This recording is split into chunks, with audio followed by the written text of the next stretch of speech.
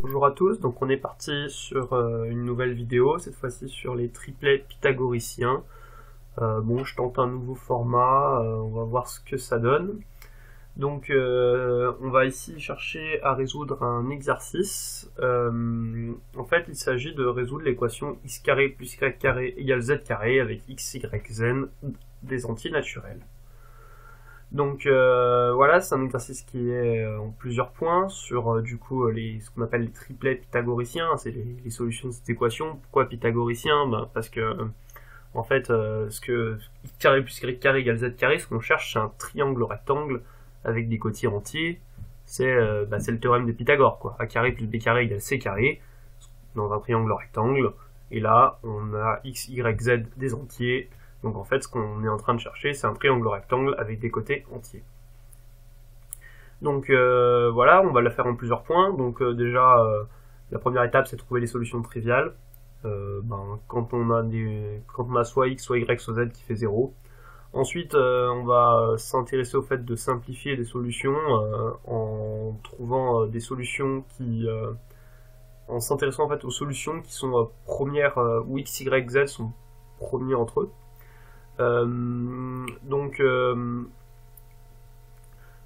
Dans ce cas-là, quand ils sont premiers entre eux, en fait, c'est dans leur ensemble d'abord, mais en fait, on va montrer que c'est la même chose que le fait qu'ils soient premiers entre eux de 2 à 2.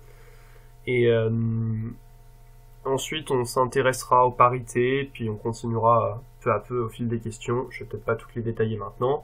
Donc voilà, si vous voulez essayer dans votre coin, vous pouvez mettre pause, chercher un peu toutes les questions. Essayez de trouver, si les questions ne vous conviennent pas, vous pouvez aussi simplement essayer, un bon exercice, c'est essayer de trouver quelques triplets comme ça, sans forcément aller chercher à tous les trouver.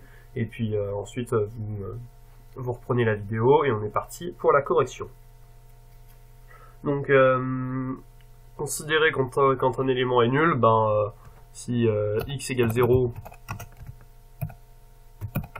donc là, il n'y a pas 36 solutions. X égale 0, ça veut dire on a y égale z, parce que x carré égale y carré. Ensuite, si on a y qui est 0, là encore, ça veut dire que on a x qui est égal à z. Même chose. Et enfin, le cas z égale 0, c'est bien entendu qu'on a x qui est égal à y. Parce que la somme de deux carrés est positive. Non, x qui est égal à y, surtout qui est égal à 0. Et voilà. Et donc là, on a traité le cas où on a un des éléments qui est nul. C'est toutes les solutions possibles. Bon, on s'en rend compte assez facilement. Désolé si je suis un peu lent, c'est que je suis pas super à l'aise encore avec le format tapé tout en présentant. Donc deuxième question. Donc on va prendre x, y, z, une solution. Donc une solution, on appelle ça un triplet pythagoricien.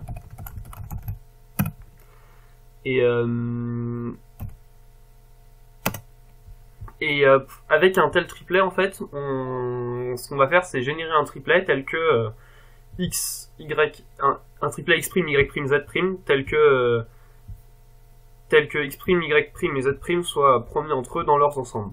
Alors comment on fait ça? Déjà, ce qu'on va faire, c'est qu'on va considérer le PGCD de x, y et z. Alors, si vous n'aviez pas trouvé qu'il fallait faire ça, vous pouvez essayer de reprendre en considérant ce PGCD. Sinon, on est parti, ou si vous avez essayé et que vous n'avez pas trouvé. Donc, on va poser D, le PGCD de x, y et z. Et là, on remarque que, en fait, si on prend le triplet suivant, x sur d, y sur d, z sur d,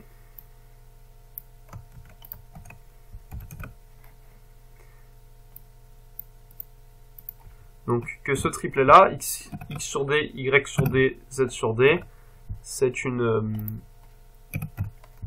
solution de l'équation au-dessus, donc c'est un triplet pythagoricien. Donc bien sûr, x sur d, y sur d et z sur d, déjà ce sont des entiers, hein, car d c'est le PGCD d'x, y et z, donc il divise x, il divise y, il divise z. Pourquoi c'est une solution? Parce que si on prend x sur d, hop, le tout au carré, plus donc y sur d au carré, ça, en fait, on peut le remettre en une fraction, hein, ça fait x carré plus y carré, le tout sur d carré, x carré plus y carré, vu qu'x, y, z est solution, c'est égal à z carré sur d carré. Oui, x, y, solution, x, y, z solution, donc x carré plus y carré égale z carré. Et du coup, ça, c'est bien z sur d, le tout au carré. Et du coup, ben, on en déduit que x sur d, y sur d, z sur d, c'est bien une solution. Et ça, c'est un premier point. Il fallait vérifier deux trucs, hein. Donc, déjà, il est solution, et ensuite il fallait qu'ils soient promis entre eux. Donc, le PGCD, normalement, c'était dans la vidéo sur les exercices pour préparer la colle. Si je prends le PGCD, je note comme ça plutôt que le noter avec des chapeaux, donc en fait le PGCD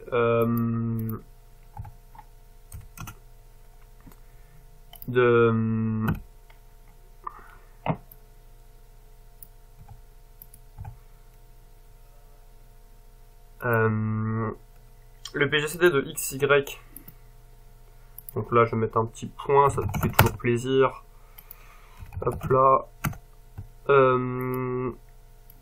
et il m'en manque qu'un, le z. Donc si je prends le PGCD de x, y et z, qui est la même chose que ce que je viens de noter ici en fait, hein. Si je prends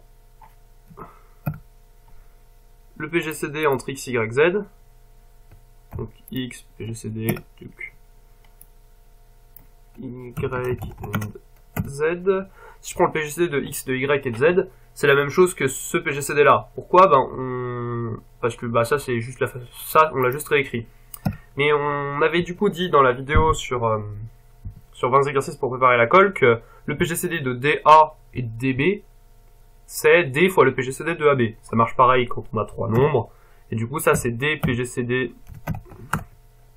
de X, Y et Z. Voilà. Et du coup, vu que c'est D fois le PGCD de Y et de Z, pas X, Y, Z, n'importe quoi, de X sur D, Y sur D, Z sur D, excusez-moi.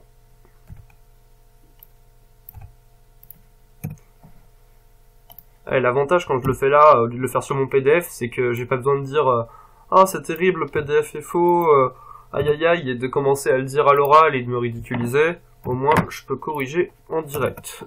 Donc, ça, c'est D fois le PGCD du coup de X sur D, Y sur D, Z sur D.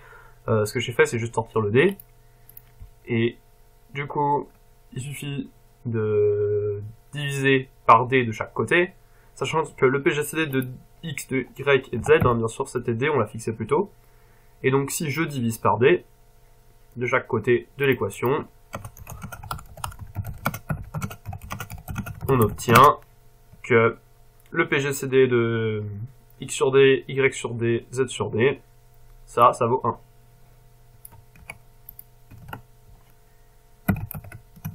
Bon voilà, alors si on voulait répondre exactement à la question telle qu'elle est posée, il faudrait poser x' égale x sur d, y' égale y sur d, et z' égale z sur d, mais bon, vous avez compris l'idée normalement. Donc voilà pour cette deuxième question. Donc on peut commencer la troisième. Donc déjà dans la troisième, le premier truc qu'on fait, je vais espacer un peu plus, ça fera un peu d'air. Hop là. Dans la troisième question, la question qu'on se pose, c'est dans le cas, du coup, on s'est placé maintenant, ils sont non nuls, et ils sont premiers entre eux dans leur ensemble, alors on montre aussi que x, y, z, s'ils sont premiers entre eux dans leur ensemble, ils sont premiers entre eux 2 à 2. Alors pourquoi maintenant on se place avec x, y, z premiers entre eux? En fait, on a vu que toute solution où x, y, z n'étaient pas premiers entre eux était tout simplement le multiple d'une solution où x, y, z étaient premiers entre eux. Il suffisait de multiplier par un nombre d. Et donc, en fait, trouver toutes les solutions où c'est premiers entre eux, ça revient à trouver toutes les solutions. Il suffira de multiplier par une constante après. Donc, trouver toutes les solutions où x, y et z... Non.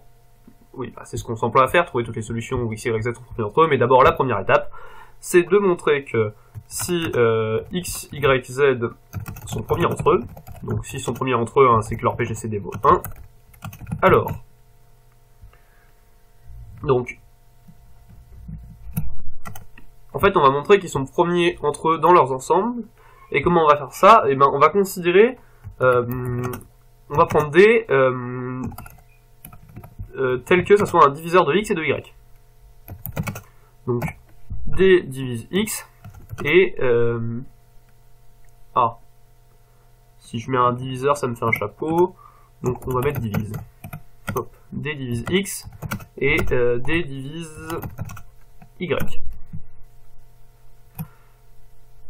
Alors en particulier, ben, d divise y, si d divise x et d divise y, alors d divise aussi, enfin, d divise x, d divise y, donc d carré divise x carré, et on a aussi d carré qui divise y carré, ça c'est pas dur, on a juste mis au carré de chaque côté. Et je vais mettre quelques lignes en dessous, là c'est un peu moche de tout voir.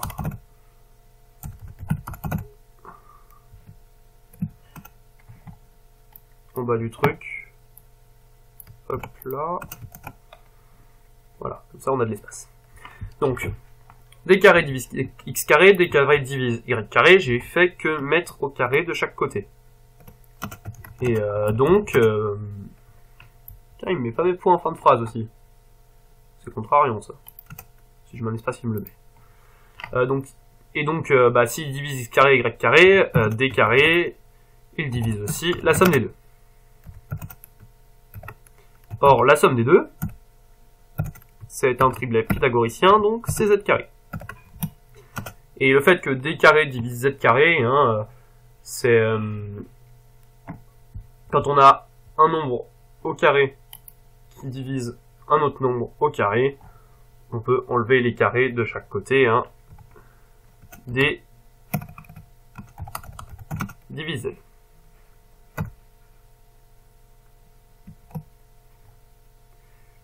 Alors ça fait quoi que d divise z?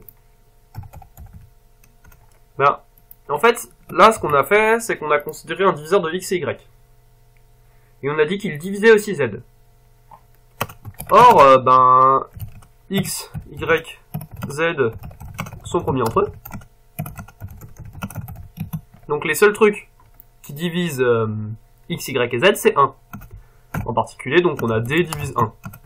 Ou autrement dit, d c'est 1 ou moins 1. Là, pareil, il me fait pas de... Il me remet pas la ligne automatiquement.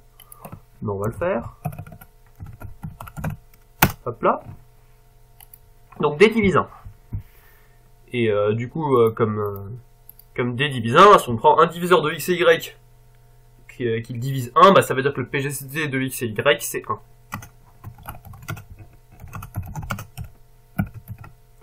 Voilà.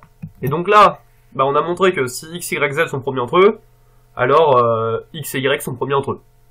Bon, alors je vous l'épargne hein, quand on considère un diviseur de x et de z ou un diviseur de y et z et qu'on montre que c'est aussi un diviseur de x, ça marche exactement pareil à chaque fois, hein, si ce n'est que des fois il y aura peut-être un moins à la place du plus ici, quoi.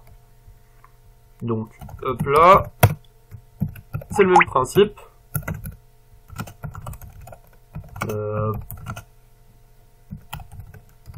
Pour montrer que qu'on a... chaque fois que je mets des le aussi, il me met des plus petits ou égal. C'est assez terrible. C'est parce que LE dans ce langage, c'est plus petit ou égal. Pourquoi je mets une barre de fraction, moi?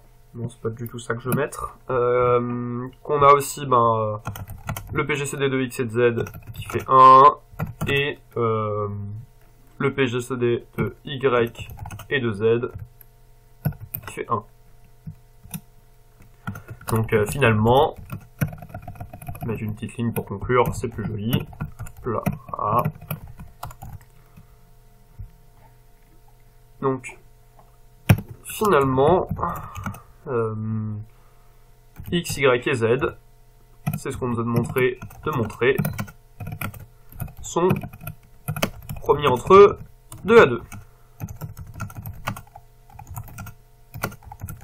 Hop là. Fin de la question 3. On passe à la question 4.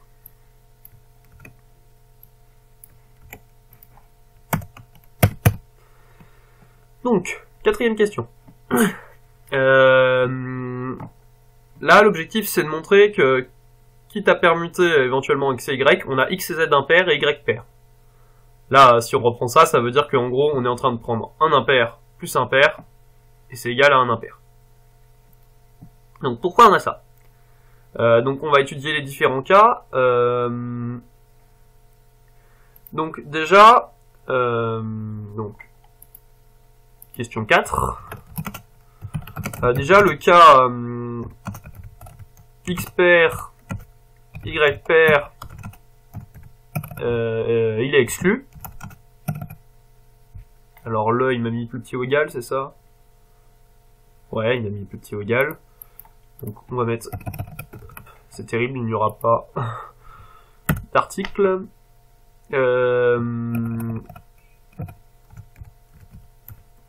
Donc, il est exclu. Pourquoi il est exclu? Car on a x, y premiers entre eux. Donc les deux peuvent pas être pairs, hein, sinon ils seraient tous les deux multiples de 2 et leur PGCD, ça serait au moins 2. Donc déjà x et y ils sont pas pairs. Ça vient du fait qu'on a supposé initialement un peu plus haut que on avait x, y, z premiers entre eux dans leur ensemble. Excusez-moi, dans leur ensemble et donc 2 à 2. Donc ensuite. Ça, c'est un premier cas. Le deuxième cas qu'il faut étudier, du coup, c'est là, on a dit qu'il en fallait un pair, un impair. Du coup, le dernier cas qui poserait problème, c'est cas x pair, y impair. Non, ça c'est le cas qui nous intéresse. C'est cas x impair, y impair.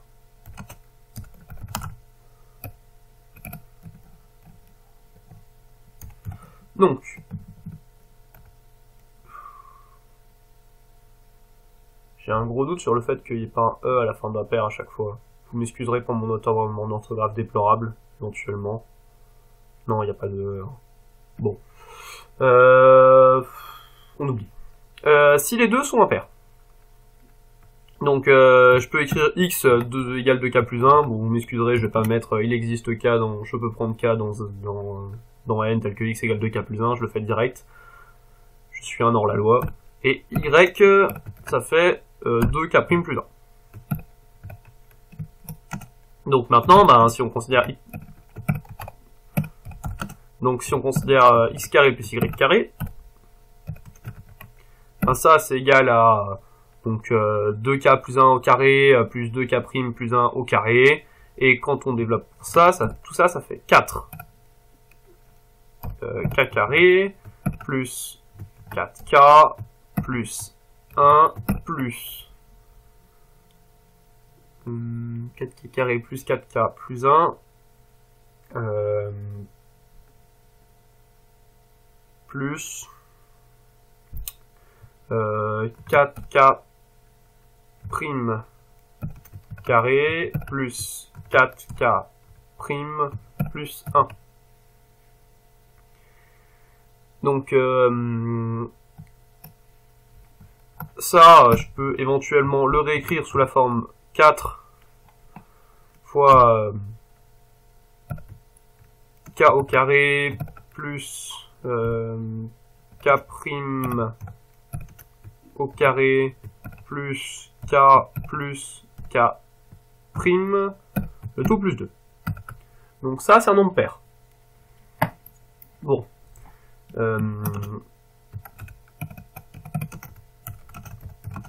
Donc, étant donné que z carré, c'est x carré plus y carré, on a donc z carré pair.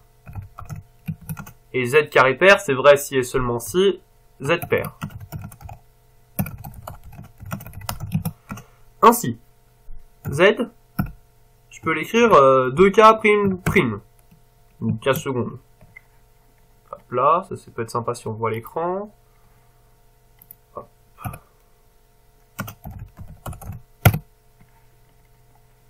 Donc 2k prime prime. Ouais, c'est vraiment très moche. On va l'écrire 2k2. Donc, si je prends z égale 2k2, on a du coup z carré là, qui est égal à 4k carré.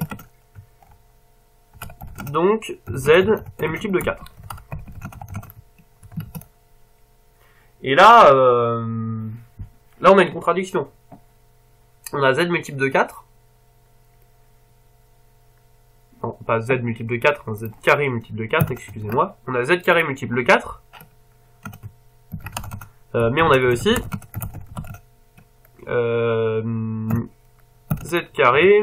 Est-ce que ça marche congru là? Ouais, ça marche, génial. Z carré congru à 2 modulo 4. Z carré congru à 2 modulo 4, hein, c'est parce que x carré plus y carré c'est z carré. Et du coup on avait ça. Et du coup c'est absurde. On peut pas avoir de solution sous la forme x et y impair. Du coup,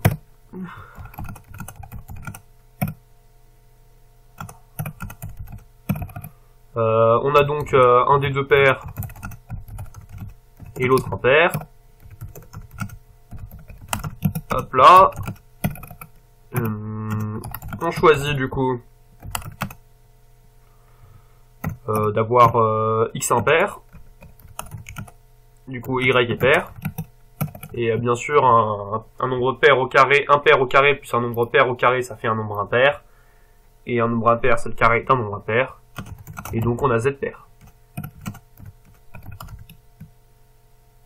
Non, z impair, n'importe quoi. Parce que bah voilà, c'est x carré plus y carré, c'est le carré d'un pair plus le carré d'un impair, c'est un impair. Donc z carré est un impair et z est un impair. Donc on a bien xz impair, y pair.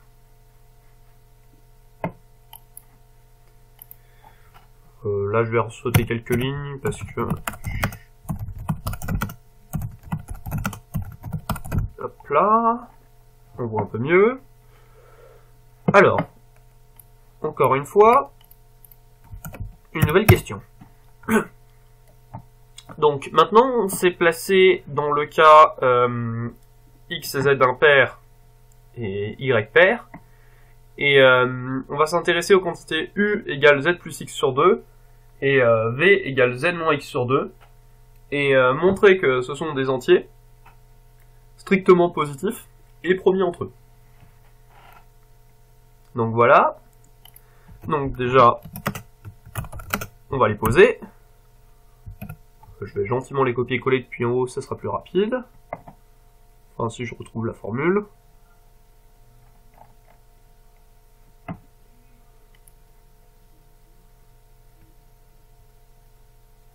Donc, là, soit ces deux trucs, là,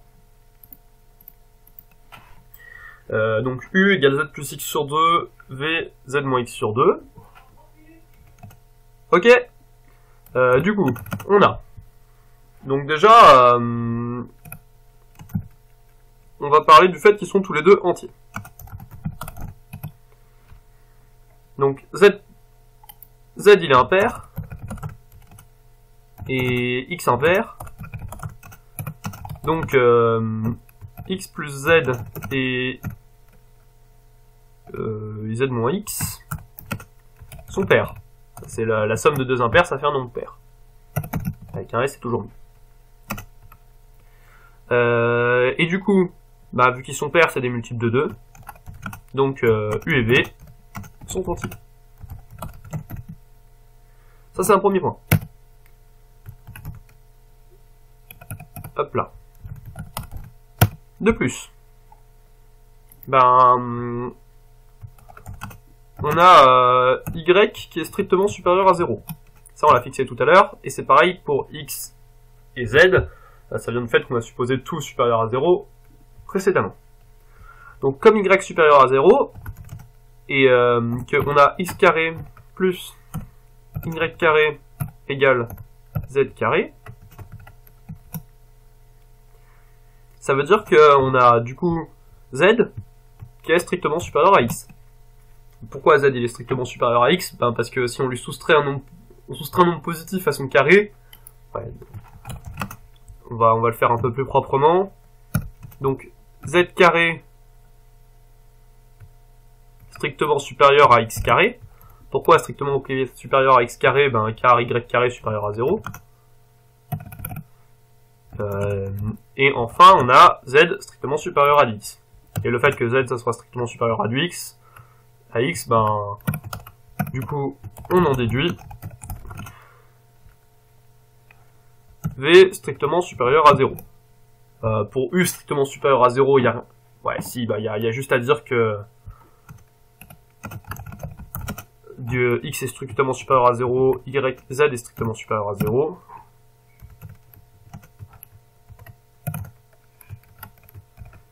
Et du coup, ben, quand on fait la somme des deux sur 2, on a U strictement supérieur à 0.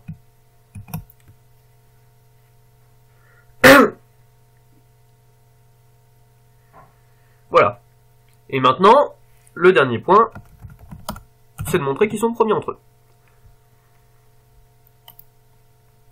Donc, pour montrer qu'ils sont premiers entre eux, on va d'abord considérer des diviseurs. Donc, si D, un nombre D, soit D, tel que D divise U, et D divise V.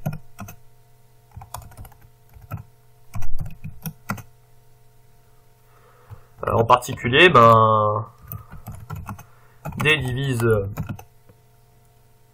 U plus V, et D divise U moins V. Alors, U plus V. En fait, ce qu'on essayait de trouver, c'est bien sûr de remettre avec tout ça avec des Z et des X sur qui on sait déjà des trucs. Donc si je fais U plus V, ben je suis en train de faire Z plus X plus Z moins X sur 2, ça me fait Z.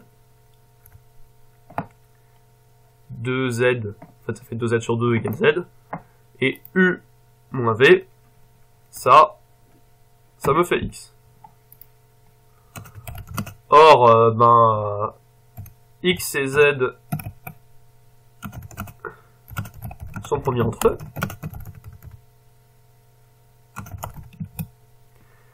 Et du coup, vu que X et Z sont premiers entre eux, donc D, ben c'est plus ou moins 1. Hein. Un diviseur de nombres premiers entre eux, c'est plus ou moins 1, parce qu'il divise 1, et donc,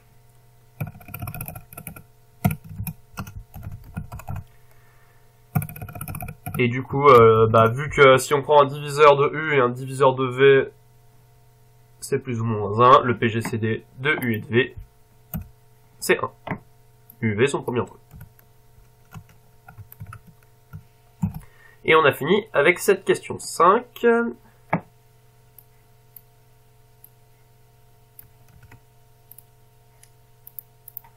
Et on va passer à la suivante.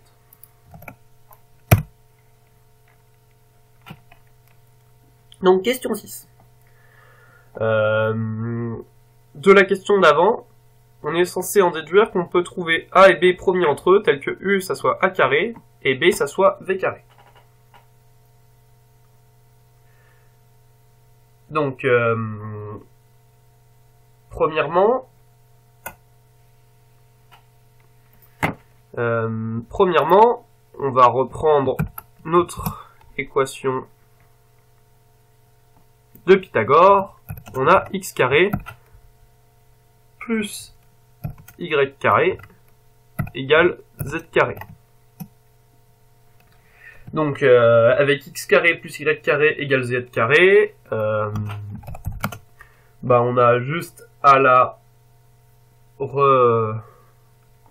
remanier un peu, c'est-à-dire passer un nombre de l'autre côté et un autre de l'autre côté. Ça fait que z carré moins x carré, c'est égal à y carré. Alors, là, il faut se rappeler de deux trucs. Premièrement, nous connaissons nos identités remarquables. Deuxièmement, y est pair. Donc, déjà, on va commencer par ça. Enfin, je vais le faire joliment. On peut prendre K dans Z. Tel que Y, ça soit 2K. Et on a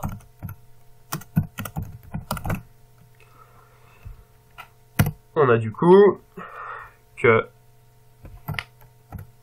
Z moins X fois Z plus X. Ça me perturbe dans ce sens-là. A plus B fois moins B, c'est plus joli. Donc ça, c'était pour l'étape connaître son identité remarquable. Z plus X fois Z moins X. Ça vaut, du coup, Y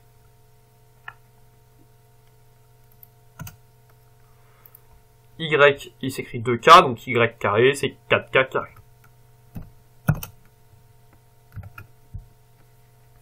Donc, Y carré, c'est 4K carré.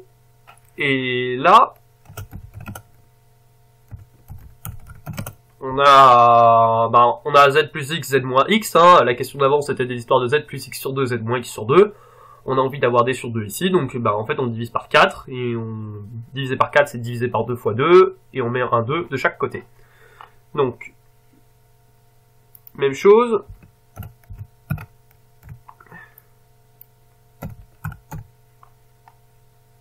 Donc pas Z plus X sur Z moins X, Z plus X sur 2 fois Z moins X sur 2.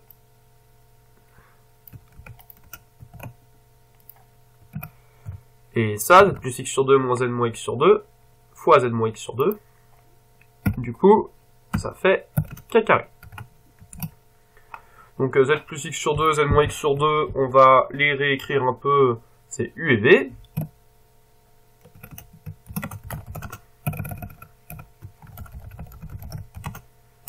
On a U fois V.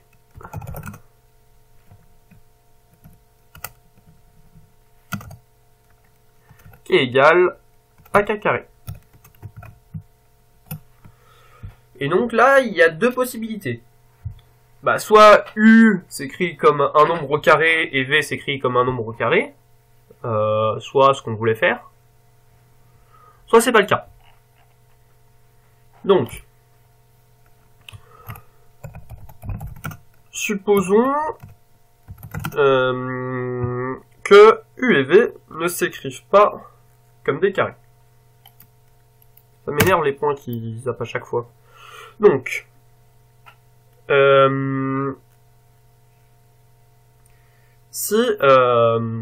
fait, là c'est des histoires un peu de décomposition en facteur premier. Si on suppose que U et V ne sont pas des carrés. Alors là, soit je pourrais réfléchir en termes de valuation p-adique et mettre qu'il y a une valuation p-adique impaire. Soit je peux normalement constater, il me semble, que j'ai... en fait, si c'est pas des carrés et que leur produit est un carré, ça veut dire que quand je les décompose en facteur premier, par exemple, j'ai des facteurs en commun, en fait. En fait, on a donc... il existe donc un A. Non, A, c'est mal choisi. Il existe donc N en entier.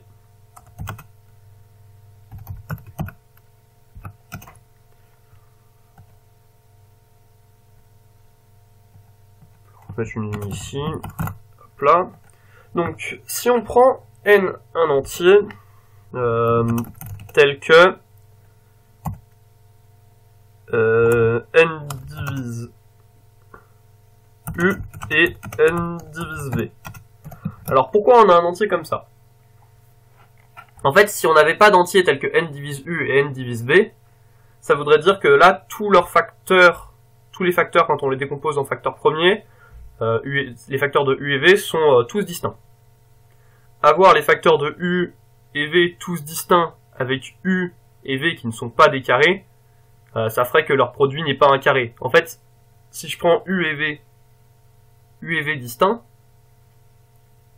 non pas distincts mais qui ne sont pas des carrés, ça veut dire qu'en fait dans les deux il y a un nombre dont la valuation est impaire, la valuation p-adique.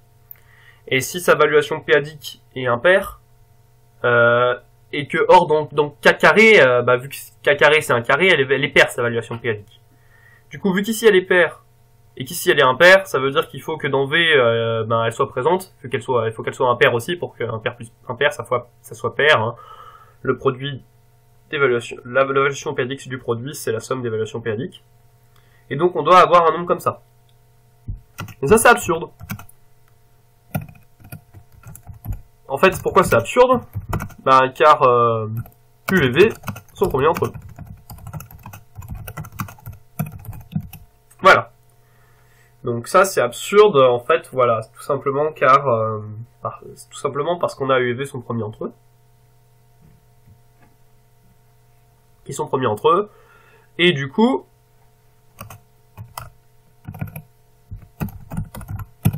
donc ainsi U et V sont des carrés. Du coup, on peut prendre donc A, B, des entiers.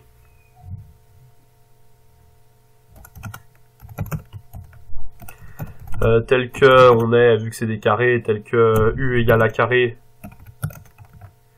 et V égale B carré. De plus, A et B sont premiers entre eux. Pourquoi A et B sont premiers entre eux? Parce qu'en fait, on avait U et V qui étaient premiers entre eux.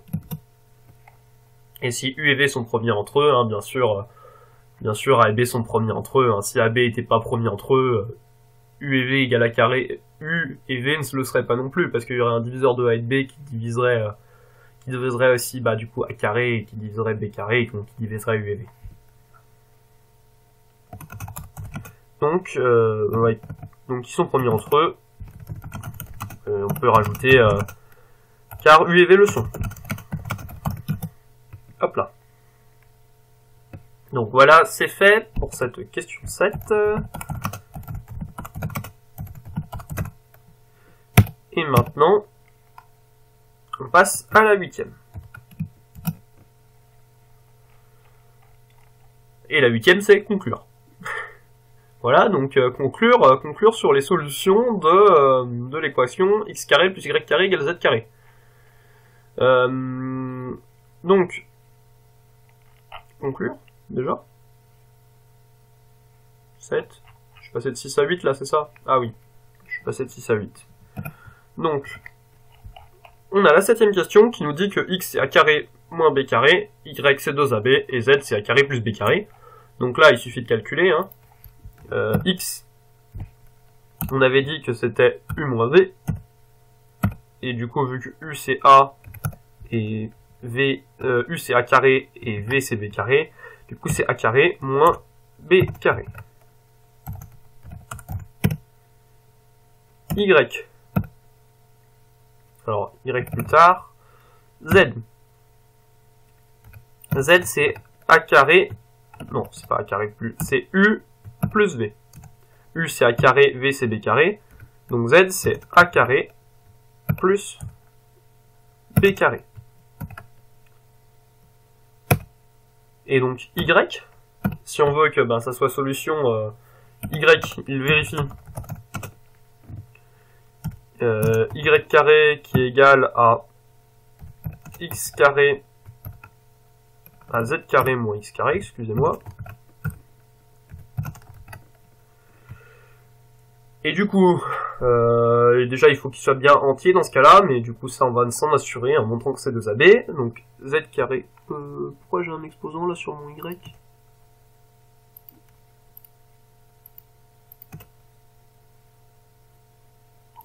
Étrange. Voilà, c'est bon. Donc, y il vérifie, x carré égale z carré moins x carré. Z carré, c'est du coup a carré plus b carré, le tout au carré. Et z carré, c'est a carré moins b carré, le tout au carré. Et donc ça, on développe tout ça. Donc, faites-le dans votre tête. A4 plus 2a carré b carré, moins plus b4, moins a4, plus 2a carré b carré, moins b4. Les a4 et les b4 s'en aillent, ça s'annule l'un l'autre. Et donc ça nous fait 4 a carré b carré.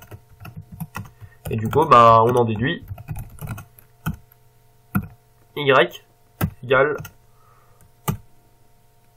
Oula, qu'est-ce que je me fais là? Y égale 2ab. Voilà. Donc y il est bien entier, ça pose pas de problème. Et ça termine cette question.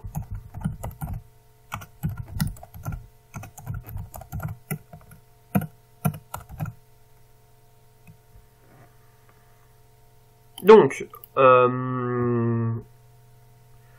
là, on vient de finir un peu une étape d'analyse. Maintenant, on fait la question qui est la 8 et qui s'appelle conclure. On fait un peu la synthèse.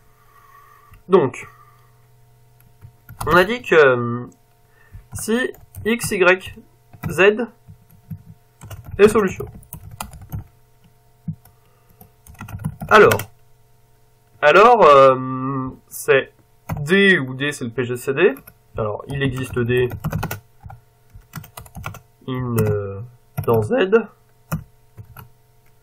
Il existe D dans Z tel que X, Y, Z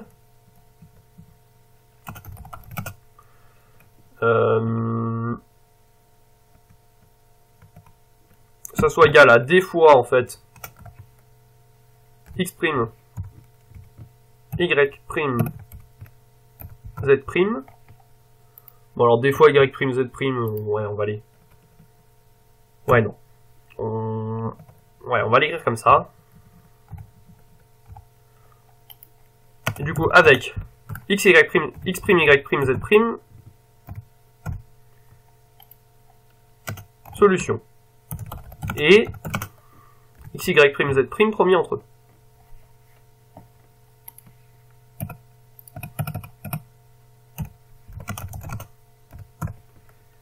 Et leur PGCD qui fait 1.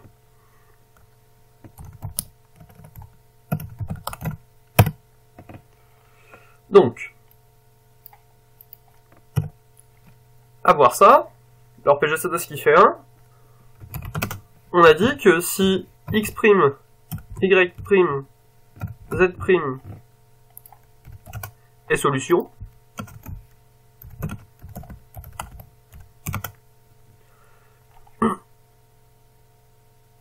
qu'il n'aime pas mes or.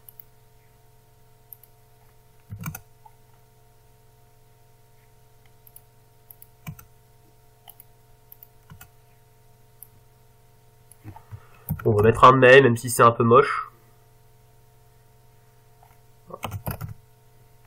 Ouais, non, il aime pas mes or. Hein. Donc si x', y', z' c'est solution, on peut prendre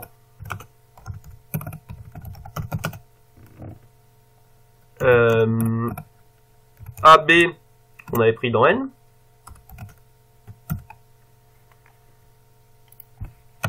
Je rajoute un petit truc, hein, non trivial.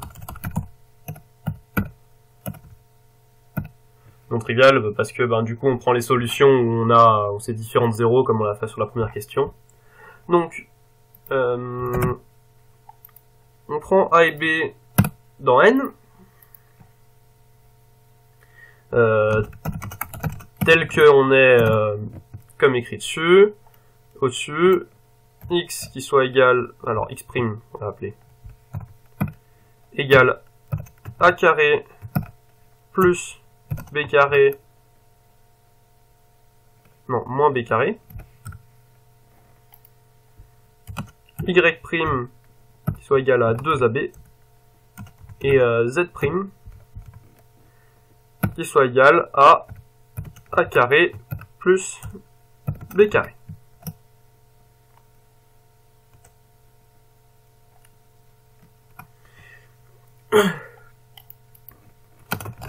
Donc,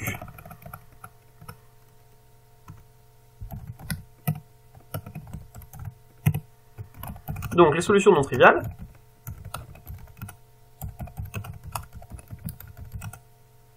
sont de la forme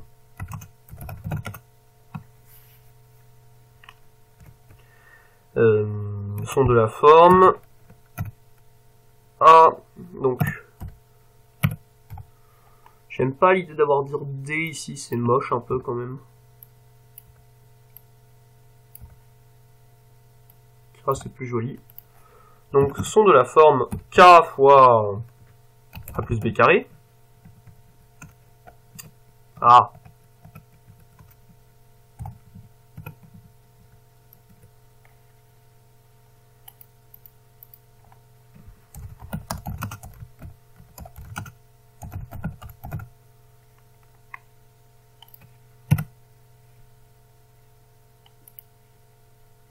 C'est quoi, il me fait un, vous avez atteint la bataille maximale, il se passe quoi là? Donc, mes solutions, elles sont de la forme K fois A carré plus B carré. Non, moins B carré, le X.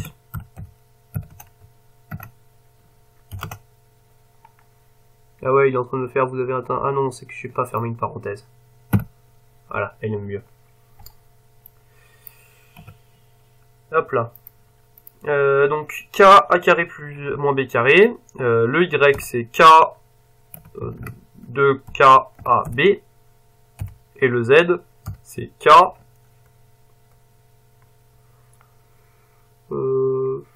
si elle est mieux ma parenthèse, hein. Hop là, et le Z c'est K A carré moins B carré, et avec une parenthèse c'est toujours mieux. Donc, mes solutions non triviales, elles sont cette forme-là. Bon, en fait, on peut constater assez facilement que c'est aussi le cas des solutions triviales. Hein. Pour vérifier...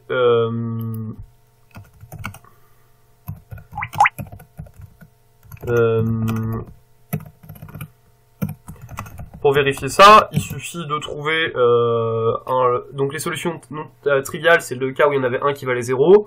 Donc on avait dit soit c'est Z qui vaut 0, auquel cas ben, on a A égale B, et en fait avoir A et B qui fait 0 partout, ça convient, ça fait bien le coup de 0, 0. Soit c'était X ou Y qui valait 0, dans ce cas-là il fallait que Z carré ce soit égal à X carré. Donc comment on fait ça? Donc dans le cas, oui alors en fait, là il y a une petite nuance, c'est là j'ai toutes mes solutions. Alors déjà, en fait, si je prends B carré égale 0, fais bien le cas où j'ai un 0 et j'ai de chaque côté les nombres qui sont égaux. Par exemple, là, le couple 3, 0, 3, je dois l'avoir. Parce que c'est 3 fois... On prend A égale 1, K égale 3, en fait. Et B égale 0. Pour 18, 0, 18, c'est K égale 18, A égale 0, et A égale 1, B égale 0. Là, il y a une petite nuance, en fait, j'ai toutes les solutions, quitte éventuellement à permuter X et Y. Sinon, par exemple, j'aurais peut-être pas toutes les solutions de chaque côté, là, parce qu'en fait, j'aurais que des cas où il y a des nombres pairs ici. Par exemple, 4, 3, 5, je l'aurais pas, mais j'aurais 3, 4, 5.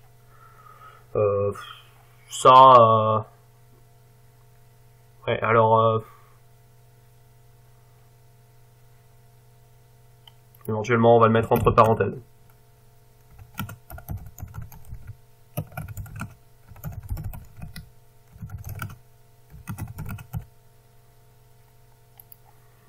Voilà. Et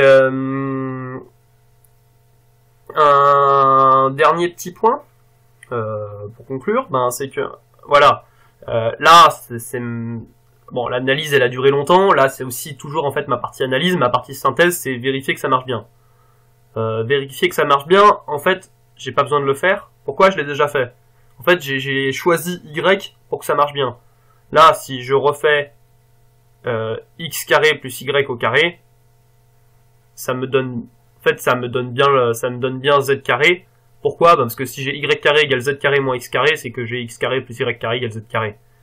Et du coup, on a vu que quand on avait A et B des entiers, et qu'on avait pris x, y, z tels qu'ils sont dans les solutions finales, du coup, à la fin. Oula, les solutions finales, je me mets à faire une Nolan, moi.